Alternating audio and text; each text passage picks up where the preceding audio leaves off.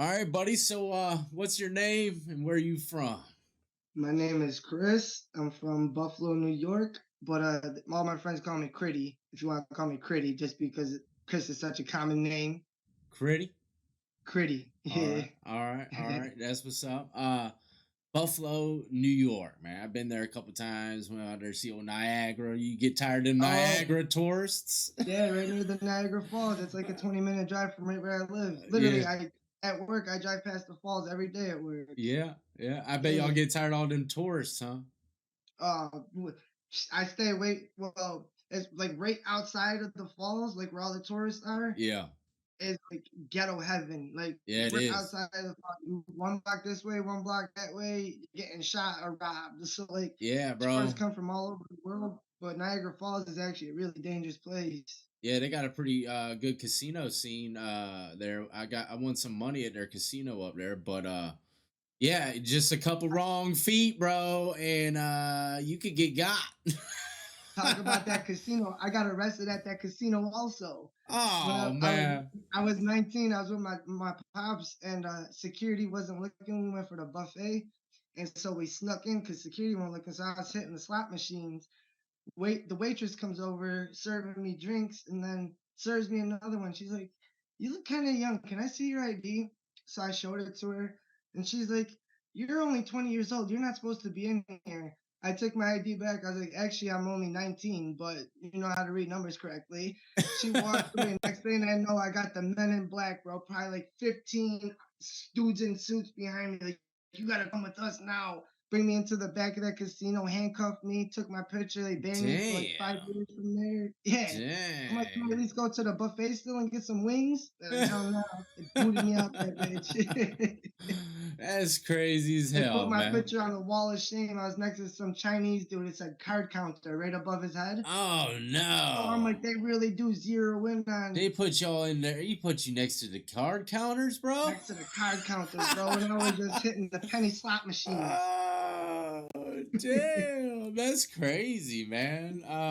That's a good memory, though. You know, you can look back and laugh at stuff like that, you know? Bro, it was. I got a picture in the middle of my mugshot on the wall of shame and everything. That's crazy, man. Well, speaking of which, man, you're on the channel for getting caught up in the mix, obviously, man, going to old penitentiary lockup system and stuff. And let's start off in the beginning. Well, before we even go back to the beginning when everything started going downhill for you, man, let me ask you this.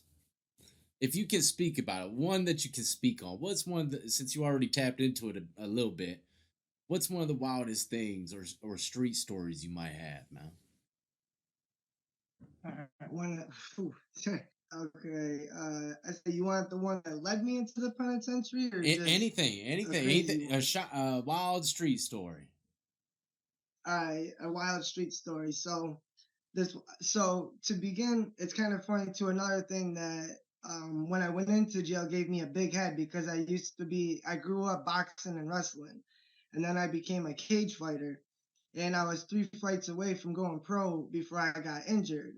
So I always walked around with the Napoleon complex because I'm a smaller dude, but like Hmm. in my head, I know like So Acorn is a financial tech company. So I bought everyone's gifts today with my new Acorn Mighty Oak card. Yeah. It's a financial tech company that I invested in a couple of years ago. in my head, I know like I knew how to fight. You could dust someone I off real wanted to quick. get Yeah, I was trying to get swole. So I told this dude, this big jack dude from around the hood that, I knew he was taking steroids, and I'm like, grab me a batch. And he's like, I got you $300. I'm young and stupid at this time, so I give him $300. A week goes by, he don't got my shit. Another week goes by, he don't got it. I'm like, bro, now you're starting to play games. Like, my He's trying to play you for on the he's trying to roids. play me for roids, bro. But the thing is like, I was already. This was a big, stocky white dude, right? Yeah, I'm yeah. from Buffalo, where I'm mostly all my boys are black. But the funny part about this dude is he knew that I was serious about my money because during that summer, Mm-hmm. this kid lived in Depew. It's like a suburb of Buffalo, like Uh-huh. a bunch of little rich white kids. Yeah. And one of my homeboys moved from Buffalo out there, and they jumped him. So a couple weeks after that, I went down there with like 5 carloads of people, and they were all at the playground. And they hopped on the phone with me, and they're like, "Oh, you Buffalo!" Started dropping the N bomb, N word this, N word that, come through, slide through.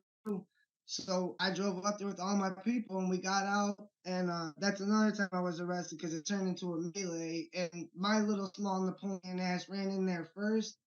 So I got charged with inciting a riot.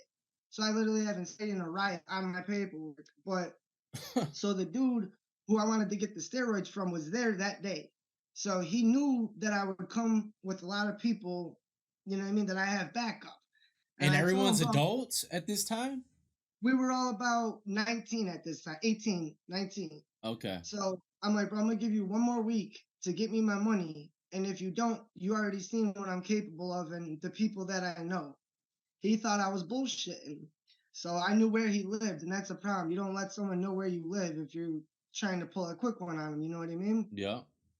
So we pull up to his house one night, like 4 cars deep, and I catch him. He comes walking out the door. He was going to get into another car to leave. So we all got out, like, no, bro, turn around and go back into your house. We walked back in. I didn't know that he lived with his parents because he had like a finished basement. Mm-hmm. His parents like, oh, we're gonna call the cops. Get out of here. Da, da, da. And I'm not glorifying this or anything. This is when we were young and dumb. Wait, so We hold had on. You snatched him up and took him back into his house? snatched him up, turned around, walked back into the house, bro. We got back Oh, into the house. His parents were in there. We didn't oh know my that. God. So we had to sit his parents down and literally tie him up, bro, like with duct tape and shit, so they couldn't call the cops on us. And we're Stop like, playing, man. that ass, bro. And I'm like, clean out this fucking house. They don't want to pay me over 300. So the mom started crying. I felt bad. She's like, go in my purse. There's 300 in my purse. So I'm like, all right, you know what? I took the 300 he owed me. I said, you're a piece of shit for making us do that. I didn't know you lived with your parents. But I'm like, now you know, like, don't do that to people like who you don't really, because we were affiliates but not really friends.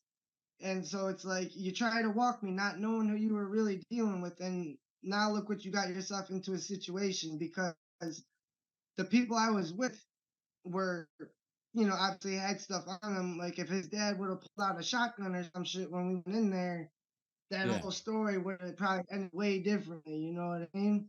Yeah, and you know, a lot of people don't understand when you're 18, 19, that's your prime time. You know what I mean? Yeah, Of getting it, making a name for yourself, man, type of exactly. situations. And you can't be letting nothing slide. You know what I mean? Nothing, and especially like that, and me being the small one surrounded by goons, I'm always looked at like I gotta prove a point.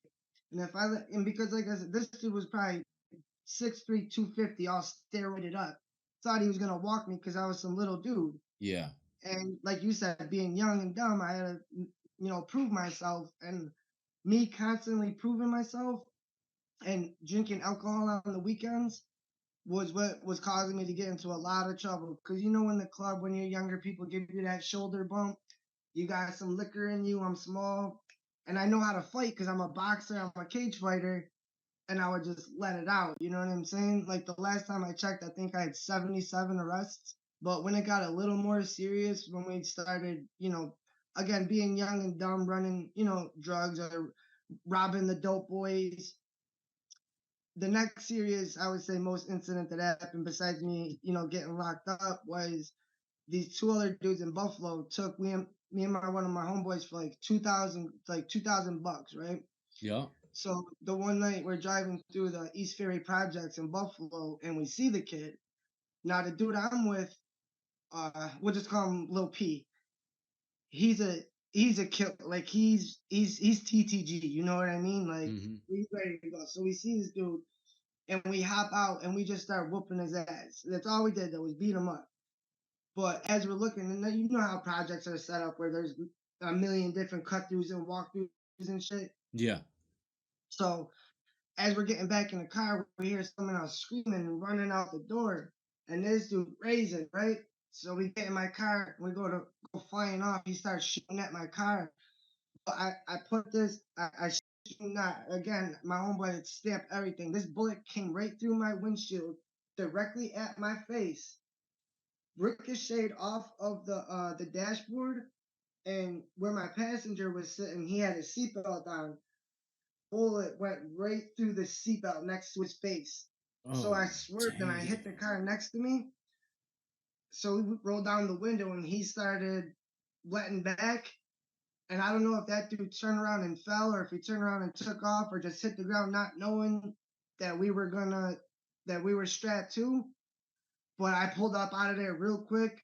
But that was like my whole life flashed before my eyes, bro. And then I started having nightmares for like 3 months. Like, because like I've had a gun to my head, I've been robbed and shit like that. But actual shootout being shoot at and like the bullet hole being right towards my face, I didn't really think it would affect me like running the streets before that. But after that incident, like I couldn't sleep. I was having nightmares, and I'm like, damn, these people that do run around just shooting shit, not killing, not caring or nothing. Like you got to be a different kind of a savage. So that like kind of really opened my eyes into like not only that, but the consequences of the shit I was doing. You know what I mean? Like you could Yeah. have caught a life sentence over $2,000. Yeah.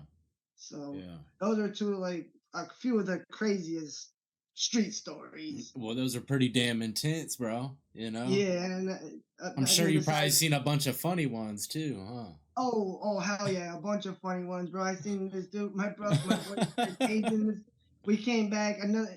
All the fights were always like 10 on 10s, party fights, house parties, and Always, people from bro. Buffalo or people from the West Side show up. Because Buffalo's not really separated in gangs. Like there's blood, there's Crips and everything, but it's more like East Side, West Side, North Side. Or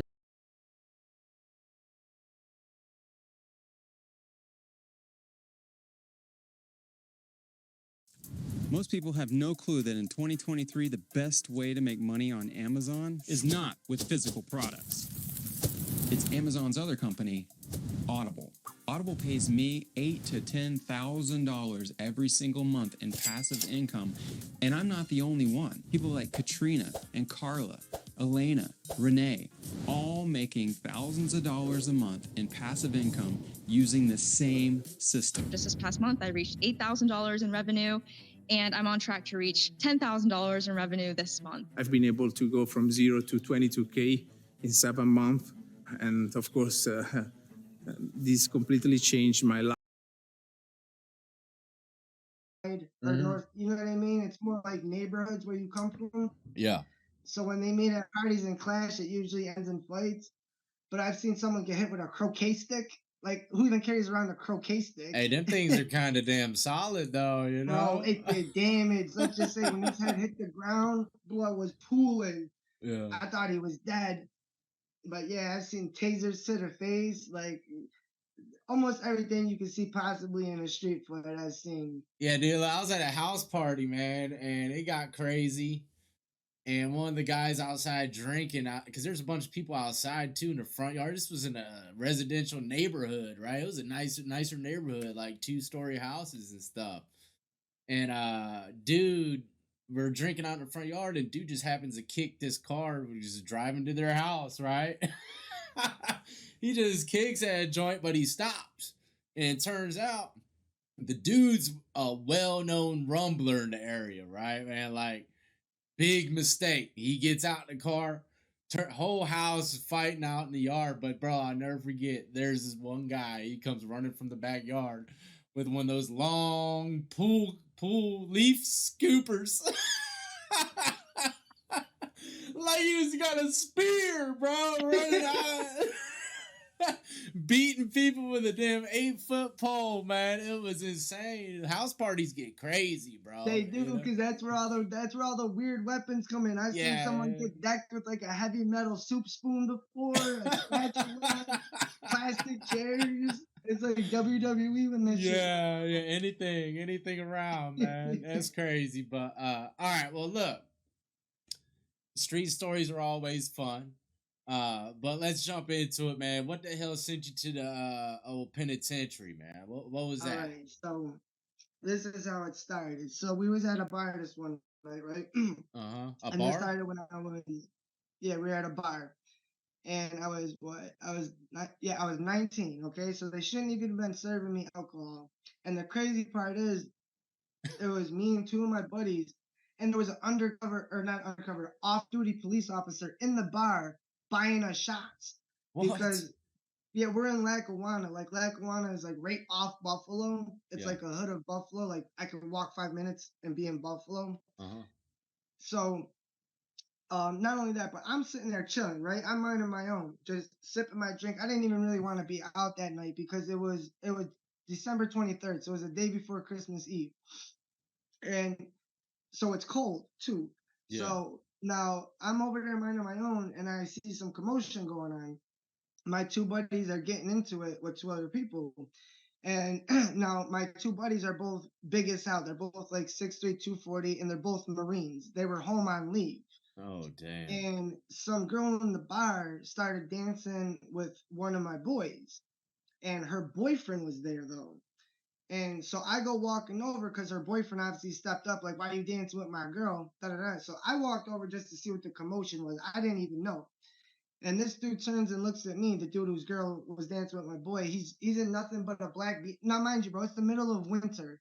This dude's wearing nothing but a fitted and a black beater, all tatted out, right? Looks at me, like, tough guy Joe over here, turns around and looks at me. Instead of my two big-ass friends who his girl was dancing with, looks at me and goes, what the is your little ass gonna do? Sit down. I was, the fuck, bro? I didn't even say nothing. What you mean? What's my little ass gonna do? I'm like, all right, so it got broken up, the little squabble. So probably like an hour later, like those guys left. It was him, a friend, and they had two girls, but they left. So we're getting ready to leave, and we walk out the bar, and they have like a front porch. And as we were leaving, there was two girls out there that we went to high school with. And so my buddies wanted to talk to them, and I'm like, fuck that, bro. I only got a t-shirt on. Like, give me the keys. I'm gonna go to the car and warm the car up. And just by like the grace of God or whatever kept me, like, you're not allowed to bring beer bottles out of the bar, Mm-hmm. But for some reason, I still had my beer with me. Like, they didn't see me carry it out. Mm-hmm. So as I'm walking to the car to go warm up the car, we're all the way in the back of the corner of the parking lot. And as I get up this aisle and turn, sitting right near their car was the two dudes and the two girls that they were arguing with in the bar. Mm-hmm. And the dude leans up off the car and gives me that look. So I'm like, motherfucker, I already know. So I grabbed the beer bottle and I put it, like, I dumped it and put it behind my back like this. And I kept walking, but of course, he beelines towards me, trying to look tough in front of the girls, probably. Oh, yeah, what you got to say now, you little motherfucker? Yeah. So he got within distance of me, smacked him with the beer bottle. He fell backwards, bro. His shit started gushing. And now I'm liquored up. So now I'm in Hulk mode because once that first, once you hit that spark, it's over. He falls back onto the car. He's leaning. Now instead of just walking away, my dumb ass runs up and fucks him with the beer bottle again. The beer bottle didn't break? didn't even Oh, those break, are the bro. worst That was the craziest ones. part. I'm like, am I hitting him like a bitch or something? Like, this should be breaking. Bro, I've seen that happen, bro. And that Bro. it does more damage when it don't break. Definitely does. And you don't got to worry about cutting yourself because I've seen that happen too. But, bro, his shit was split from like here to here. He ended up getting like 136 stitches. But Damn. right after I hit him the second time, his boy speared me from behind.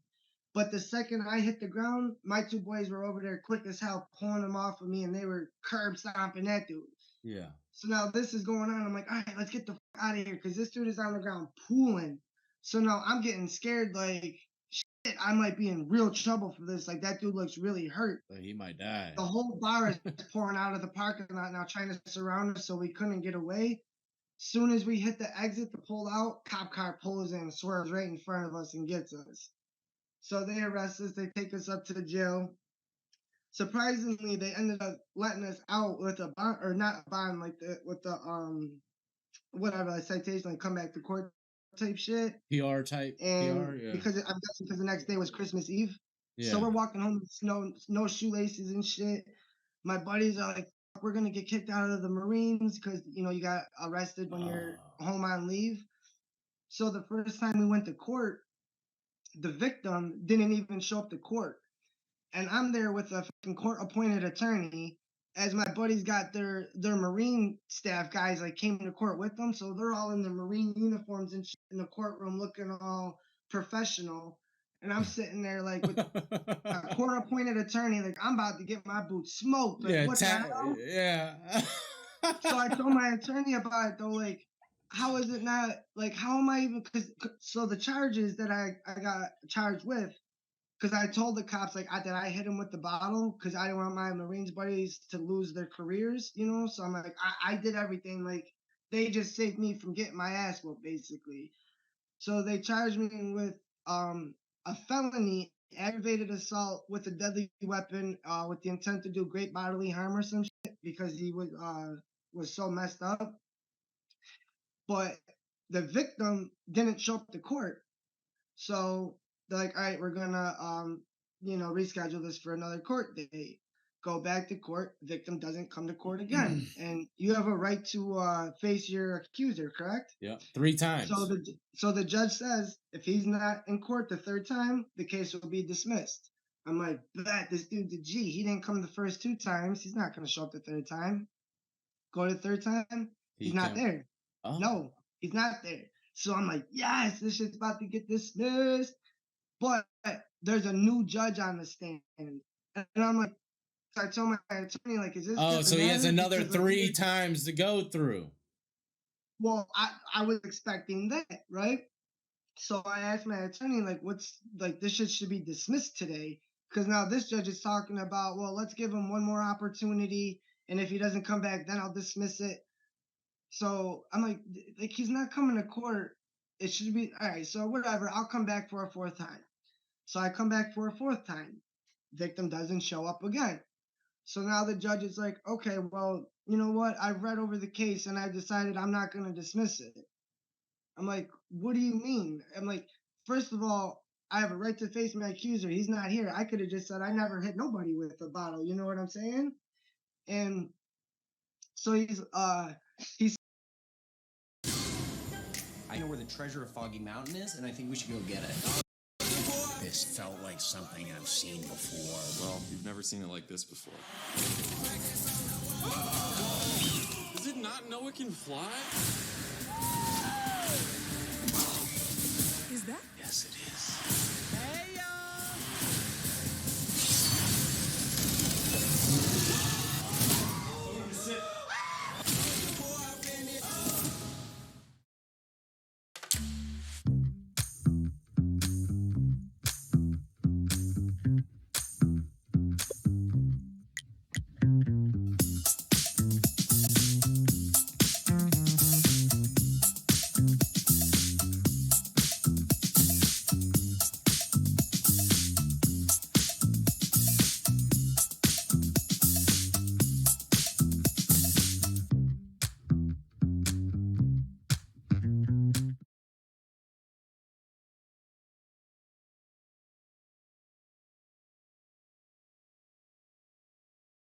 he said that the victim didn't have to show up to court. I don't know if that's what the Commonwealth means, but like the state picked up my charges because it was such a violent crime. New York's a Commonwealth? New York is a Commonwealth. Oh, they're the same as us then. Yeah, they don't need the victim there, bro. All they need is that statement. That's all. But that's the crazy part is I don't even know if they had a statement unless they just went what off was happened that night. That police report, whatever he said to the Yeah, cops. the police report exactly is what it was. And the witnesses, did the witnesses show up? No witnesses either. And that's the thing. But I even said like, okay, so even if it's not getting dismissed because he didn't come to court, how am I not getting it dismissed on the grounds of self-defense? Like, you can't grab the cameras off the bar. The dude approached me as I'm walking to my car. And if I didn't have that beer bottle, those 2 guys would have beat the shit out of me because they were both way bigger than me. Yeah. Like, that beer bottle is the only thing that was my equalizer. So how is it not self-defense? Yeah. My lawyer is going to look at me and go, because I was facing 5 years in prison the judge wanted to give me. Yeah. The only thing that saved me from that is I had a full-time job and I was going to school at Buff State. So he didn't want to like act like he was giving me a break even though the shit should have been dismissed. So instead of the 5 years of that, it got knocked down from a felony to a misdemeanor. But instead of 5 years in prison, they gave me 3 years probation. That's all right. I did the 2 years and 9 months probation, right? And then what do you think happened? They hit me with that good old urine test, and I went 2 years, 9 months working going to school and not smoking a good old Mary Jane. And I'm like, I got 3 months to go. They're not gonna test me my last 3 months. Smoked like this much of a doobie, bro. That last night going, my PO violates me for it. So he goes, all right, you're gonna spend your last 3 months in Alden, the county jail that we have up here, where like you wait for sentencing, or if you got 2 years or under, they'll keep you in county or in the Buffalo Holding Center. Mm-hmm. So they sent me to the county. Now, the reason I got the weekends is because I was going to school and I had a job. So he's like, all right, you can do, he basically gave me an option. Do I want to do 3 months straight in jail? Or do I want to split it up and do weekends, which ended up being like however many months that equals out to. Like every weekend, I had to do 16 weekends. Uh-huh. So it was like 3.5 months of weekends.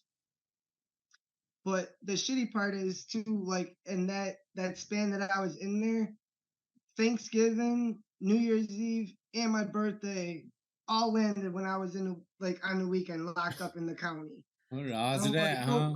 Go figure, right? Yeah. So now we get into going into the jail, just like you see in the movies and shit.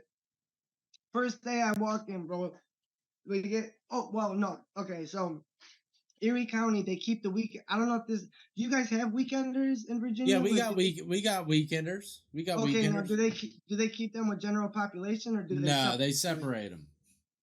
Okay, so check this. This is where it was different for me as well. So in Alden, they take the weekenders and you go across the street. You're not with general pop.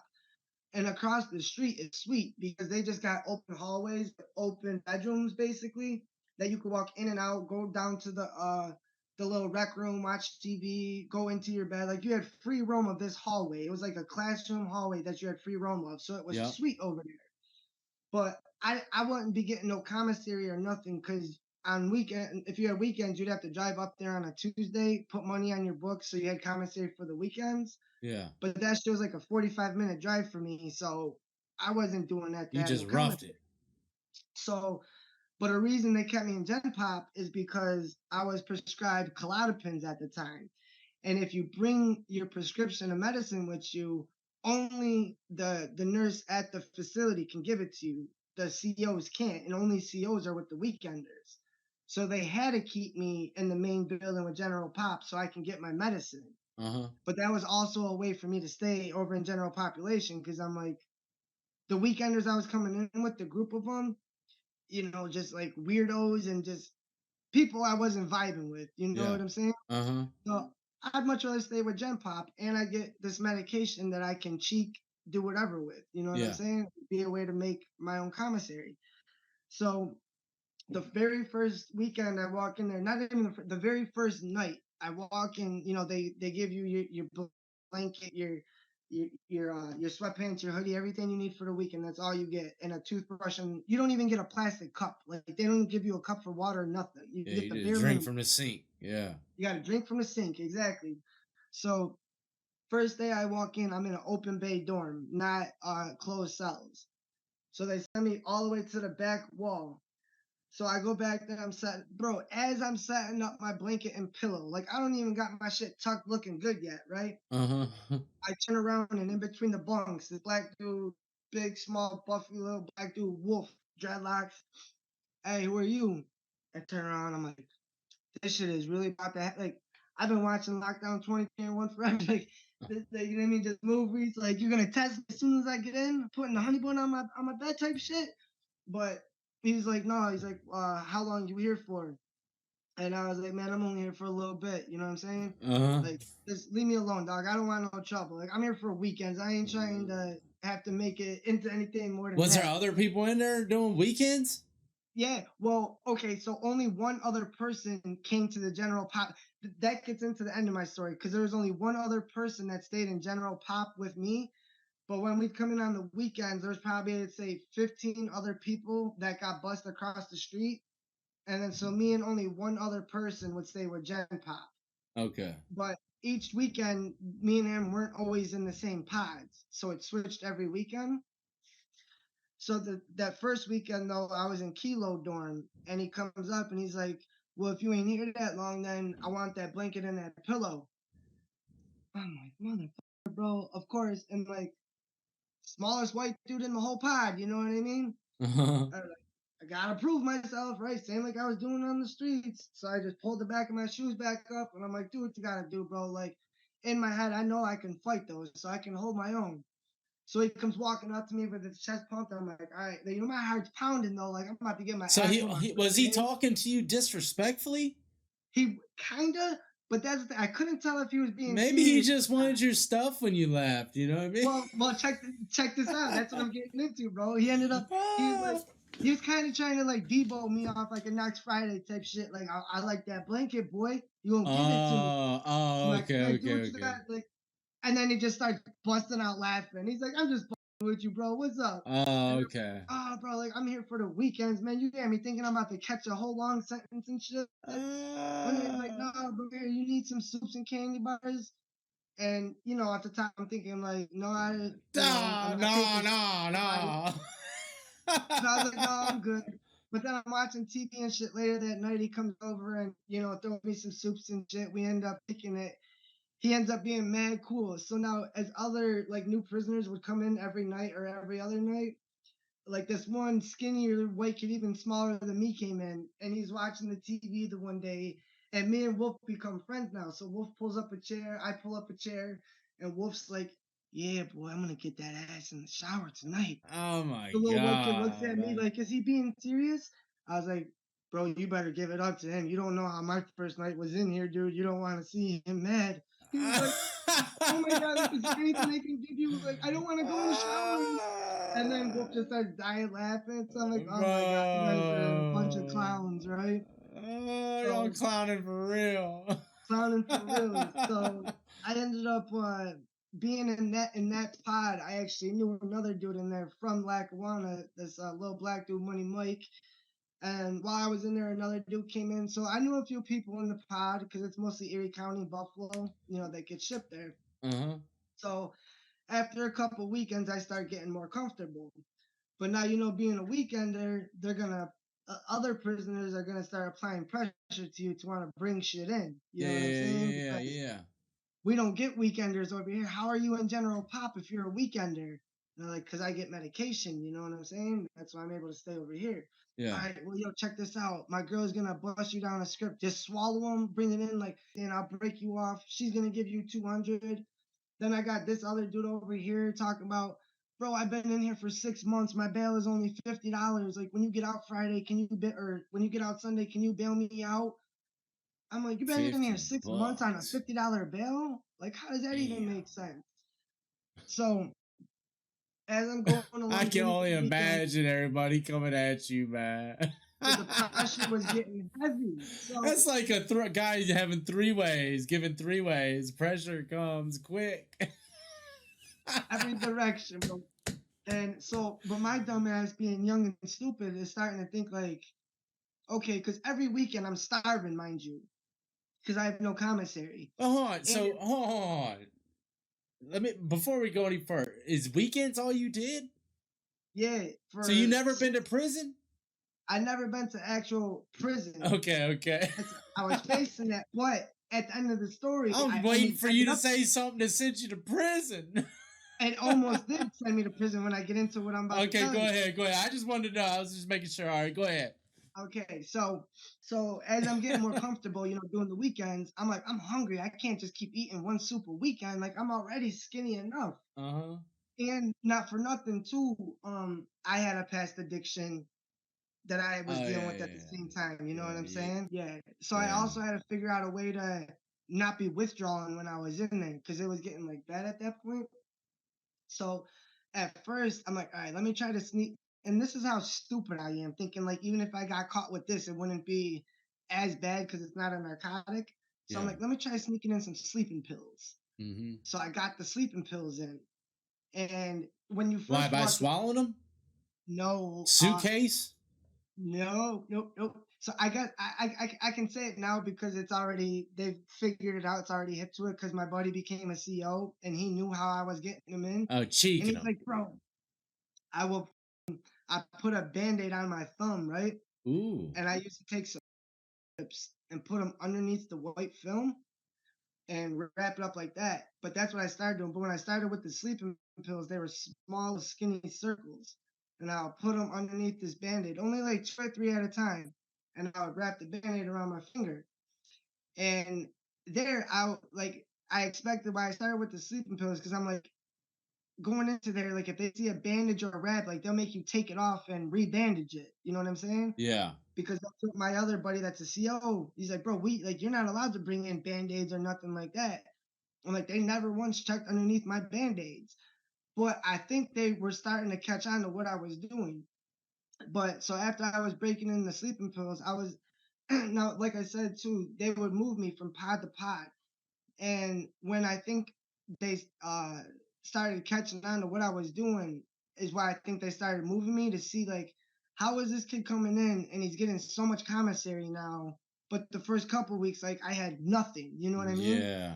In the open bay dorms, it was easier to move around and slide shit and hide shit, because if I wanted to, I'd be like, just keep it in your bunk, I'll come over and get it. But when they would move me to like a different weekend, I'd be in a single cell pod, they would walk in and my cell would be stacked with honey buns and all this other shit. And like when I would bring in the pills in the single man cell, I would crush them up and I would make little lines. And so like one of the other inmates, I'd be like, go ahead, just go hop in my cell, it's on the desk. He'd go in there, do the line, and leave me my commissary. Mm-hmm. But these dudes started to like fiend out for me to be there every weekend. Like, I can't wait till Chris gets here Friday, because that's when the good shit is coming. Because once I got comfortable, I started bringing in. The United States Postal Service, the reliable, affordable way to send more joy. So people were going crazy. I was living like I was living like a king in there after the first few weekends. And so the CEO started to like, how is this kid walking in? But when I started bringing the good shit, it got so bad that by the time I'm even unrolling my bed and shit, I come out, I shit you not, bro. It looked like a lunch line. Inmates would be lined up in this, like next to my cell, like 7 people, single order file line, ready to come in. And I'm like, you guys ain't making this look too hot. Like, I just walk in, you guys are single file order waiting for Like, my you got a pharmacy in there, man. Yeah, like fall back. Like the COs ain't stupid and they can see right from here. That's crazy, you guys bro. are gonna get me caught up. So the next weekend I go in, one of the crazier weekends too. I go in on a Friday, right? And I used to go in at 5 o'clock. At 4 o'clock, like I'm literally driving to the jail, and this girl I was dating for 3 years, bro, my homeboy sends me a picture of her kissing kissing another dude. Damn. So I'm like, what? So I get to the jail. Now, mind you, I'm pissed off. I'm with this girl for 3 years, and I get this picture right before I get there. This weekend, they didn't have no beds open for me, so they put me in a solitary confinement cell for the weekend. Bro, you know how crazy that thing drove me? Being in solitary confinement only for 3 days, having just gotten a picture of my girl cheating on me. Like, I couldn't call her. Torture. I didn't know what to think. I had no one to talk to about it. Torture. Like the first 8 hours. Maybe it was best for you to have went through that in that time. You might have done something stupid, man. You know, if you're immediately.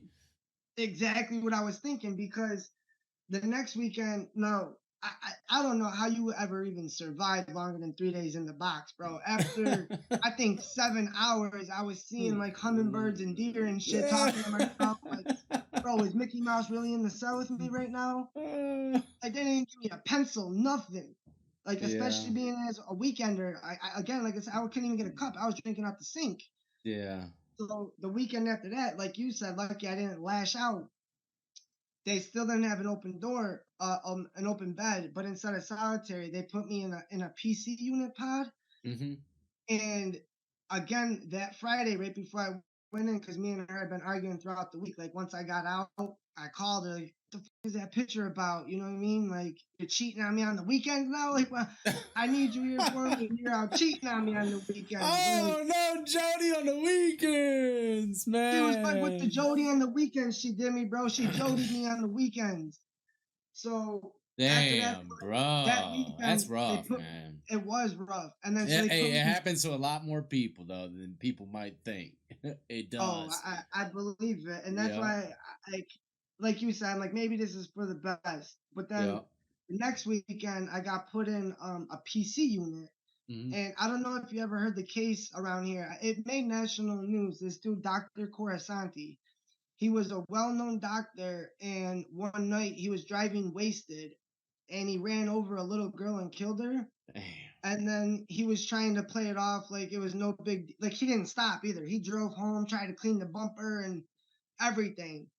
So he was known as a piece of shit when he got sentenced. You know what I mean? Mhm. And he deserved it. So this weekend, I'm still in my feelings about my girl because that's 3 years down the drain.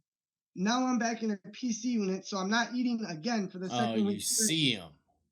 I see it, bro. He's sitting out at the coffee table, like one of the tables, watching the news and shit. So I'm like, I have all this aggression and anger in me because of my girl.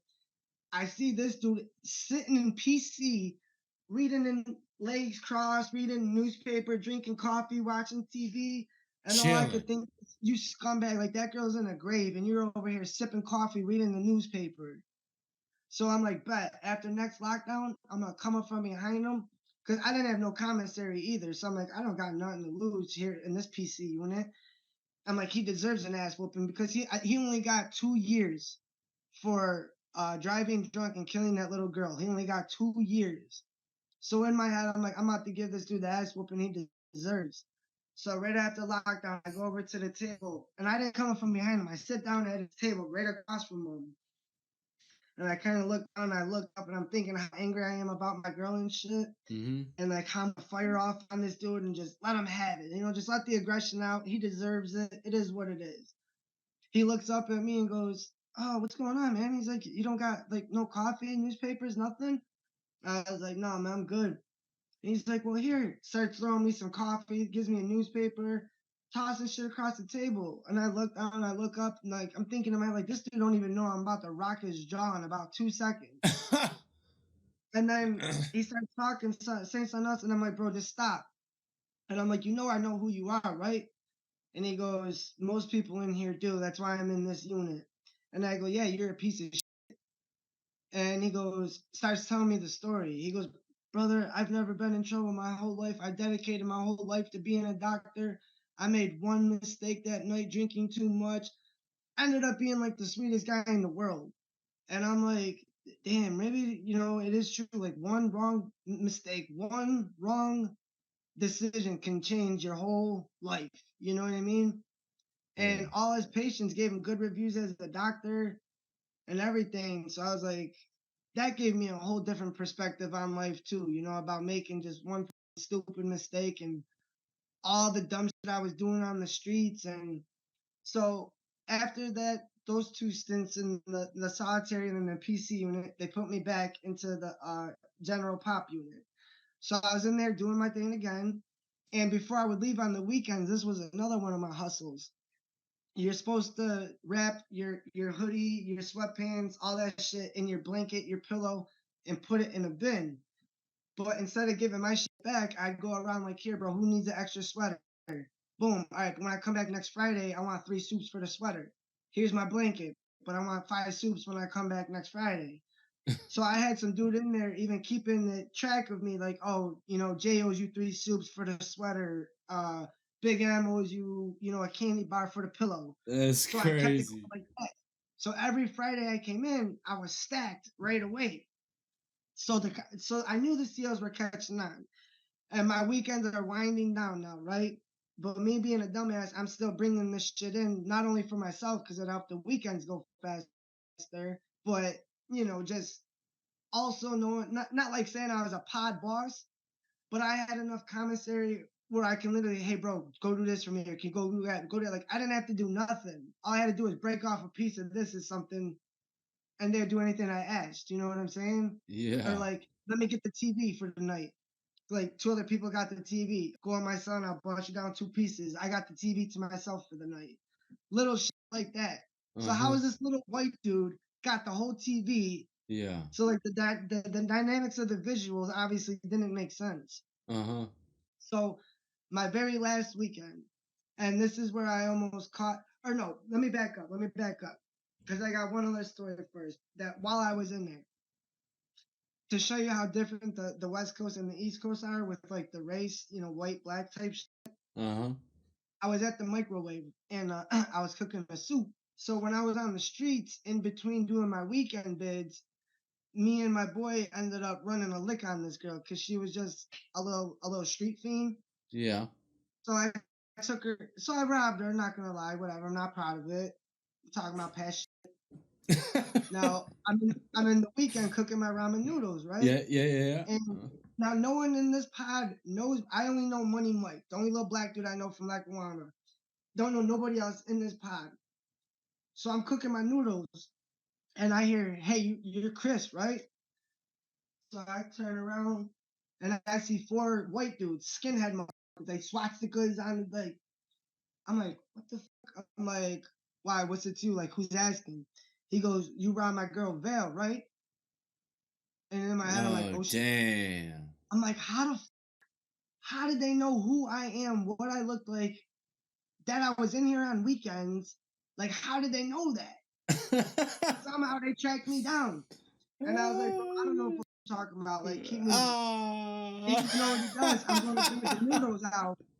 He slams the microwave door shut on me. So I turn around. I was like, all right, then what is it? Like, I'm not going to explain myself about robbing no girl or nothing. You know what I mean?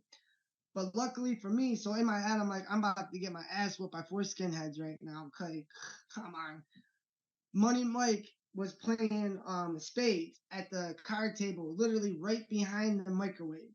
Uh-huh. And he overheard what was going on. So he's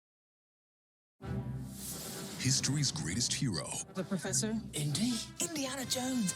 Is now streaming on Disney Plus. Experience the movie event the whole family will love. Turn left! Turn left! I ain't no pins here. Entertainment Weekly raves it's thrilling and a rip-roaring adventure. I've been looking for this all my life. Indiana Jones and the Dial of Destiny. Rated PG-13. Now streaming on Disney Plus. he stood up and he stood in front of me and in front of these white dudes, and he's like, "Yo, motherfucker, you guys got a problem with my boy Chris here?" And he was like, "No, we were just questioning him about something." So the other 3 black dudes at the table got a big dude. Money Mike's a little dude, but stocky. The other guys were about 6'2", 6'4", towers over these white dudes. Right now, they all come and stand right in front of me too, and they're like, "Ain't no questioning. Stop questioning. Like, you got one problem with him, you got a problem with us. So I suggest you fucking keep it moving." All right, we don't have no problem. Walked away, didn't say nothing. I just dapped up Money Mike like, "Man, y'all just saved my ass." He's like, "Bro, you from Buffalo, you already know how we do." And then it just went back to playing spades. But I'm like, that just shows you right there, like, East Coast versus West Coast. You know what I'm saying? Like, that type of shit would happen. Yeah, that definitely probably more than likely 99.9% won't happen.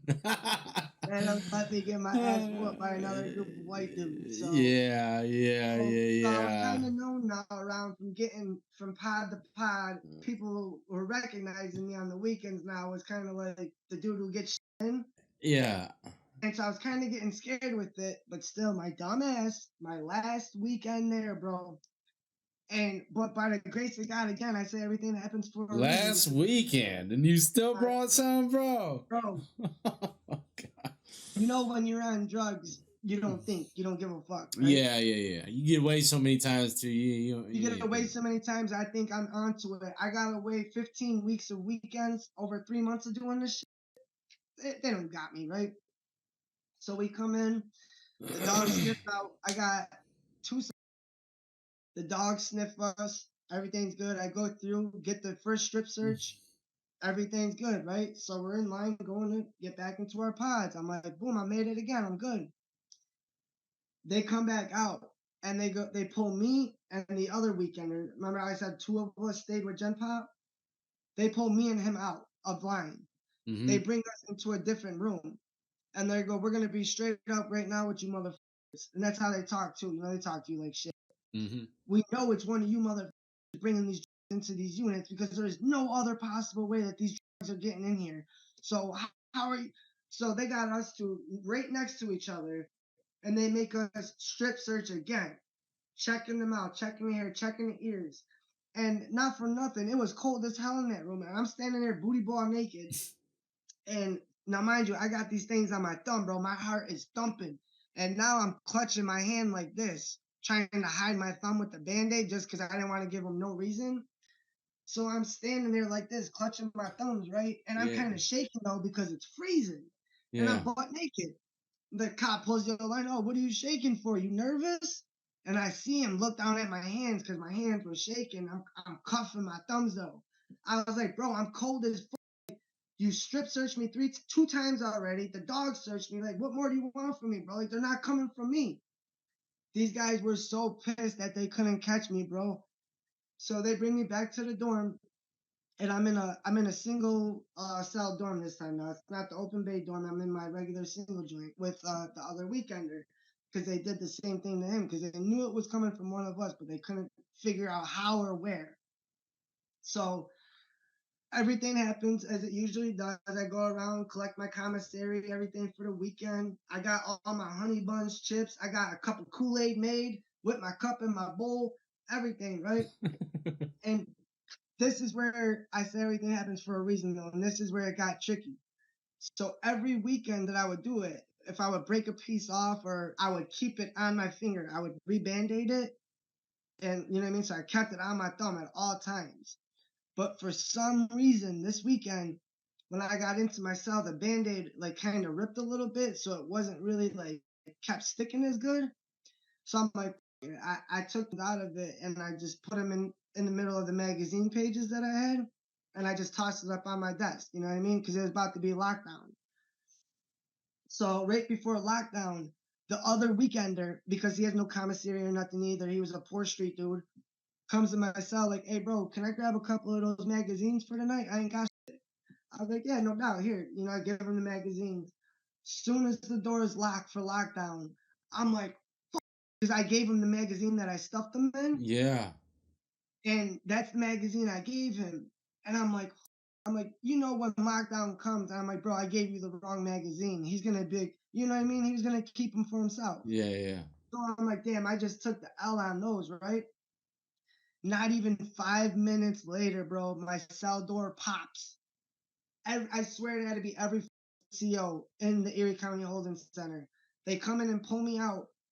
And now, mind you, this is single cell bay, female COs and everything, female, male officers, strip search me again in the cell. Couldn't find nothing. Then they make me stand out in the middle of the pod, butt naked, like this. In the middle of the pod, I'm looking up. Everyone in their windows is staring down at me, butt naked, with the female officers as they're going through my cell, rating it.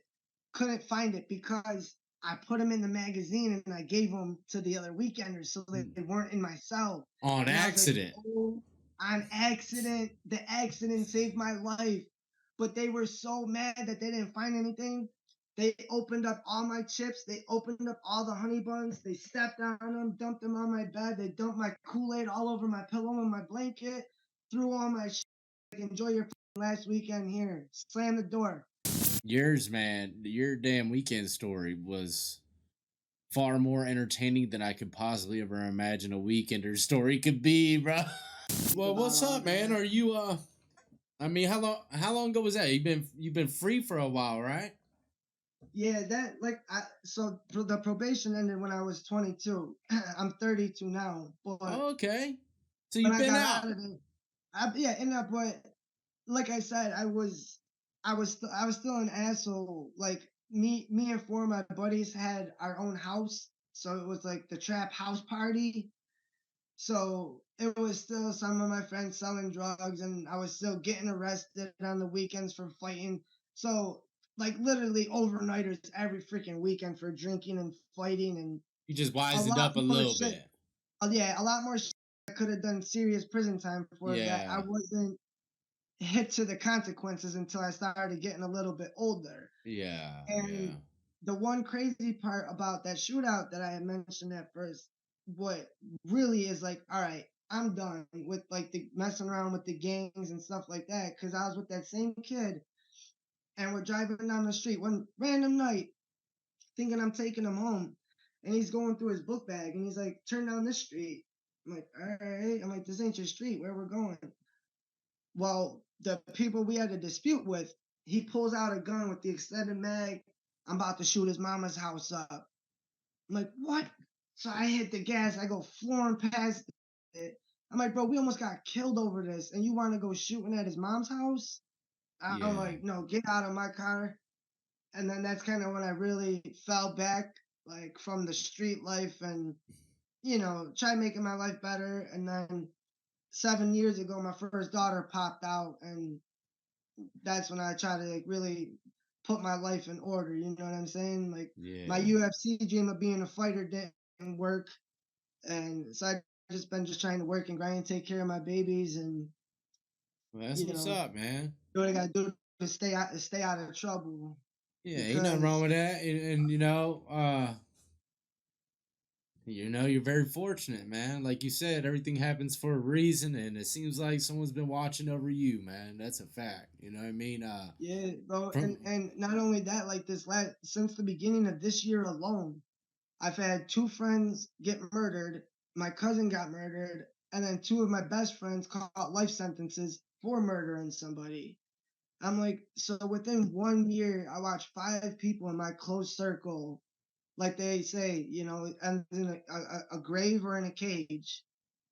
And but yeah, it's unfortunate, but I'm fortunate enough to have my daughters and be able to be away. Like, a lot of the gang affiliates or people that I was around were acquaintances, but don't get me wrong. I was like, they're not all bad dudes.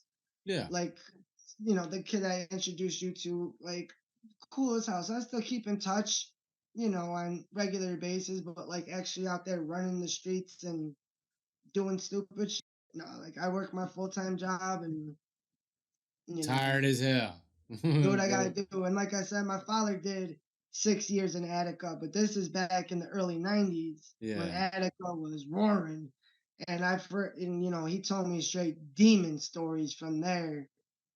yeah, And like I said, I know my brother-in-law did 14 years throughout Clinton, Wendy, Attica, all them, and he's a blood gang member. And so I had asked him too, like my little white South, like if I had been put into Attica at that time, like would you have accepted me?